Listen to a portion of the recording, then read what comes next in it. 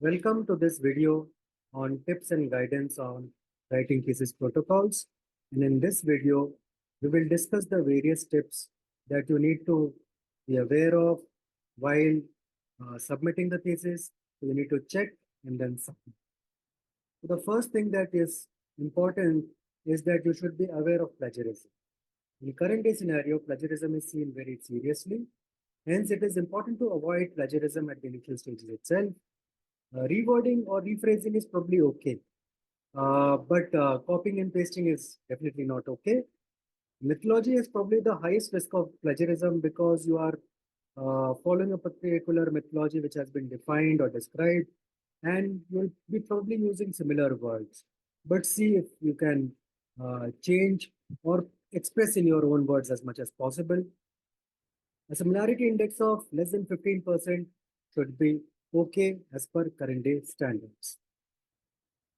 Now, sometimes some departments require presentation of the protocol in the department. And this presentation entails presentation of the various aspects of the protocol and then a feedback from different members in the departments, seniors, juniors, everyone. They give feedback for making changes. So do not take these suggestions very personally. Do not take it as an upfront that you are lacking in particular abilities, but different ideas might be coming from experienced people in the department. It can be a good learning experience and critical thinking. So it signs benefits if if it is looked critically, and hence it might be a good idea to present to the department and get the feedback and make changes accordingly, and do not take it on a personal basis because no study is free from flaws.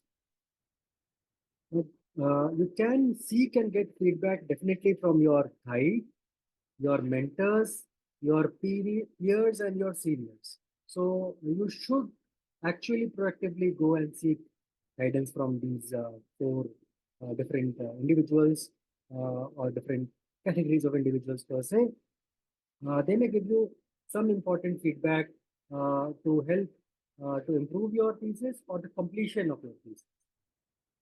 Now, before submission, check for a few things so that it looks professional, it looks well crafted. You look at the language and flow, whether it is making sense. You look at spelling and grammars. You preferably run a spell check or grammar check so that there are no grammatical errors. Because if there are many spelling or grammatical errors, it goes poorly onto you. Look at consistency across the thesis protocol document. Look at the technical aspects as well, whether there is some inconsistency or any error that is there inadvertently. So it's a good idea to recheck once or more than once. And then you look at the submission requirements. What is the format of document that is required, whether it is an electronic document or a hard copy document, whether it requires a covering letter or not, whether the covering letter has to be going through the guide or the head of the department. So look at all these submission requirements and prepare the document. Now, where does this document go? It goes to the ethics committee for approval, and it can also go to the institution records with the dean or the registrar or whosoever deals with all these records for later evaluation, because this protocol will be sent to the evaluator of your thesis. So the final thesis document goes along with the protocol documents, and the evaluator might be able to see if there is a lot of discrepancy between what was committed in the protocol and what was actually done. So, so these are the various places where the thesis protocol finally goes to. Of course, one copy you keep with yourself and your guides and co-guides. Can you revise the protocol once you have submitted it? Yes, but in rare circumstances with proper justification. So you can revise the protocol if things have not gone that way, or there are big challenges that have led to inability to do according to the protocol that was committed.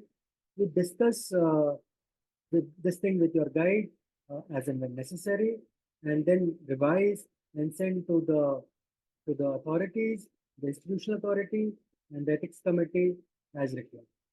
Now, for example, during the pandemic, many of the theses were revised because the protocol could not be simply followed because patients were not coming to the outpatient. So in such circumstances, a revision of protocol may become justified and necessary. So with this, we hope that you are able to write a good protocol and submit that protocol in the proper required format and in time. Best wishes.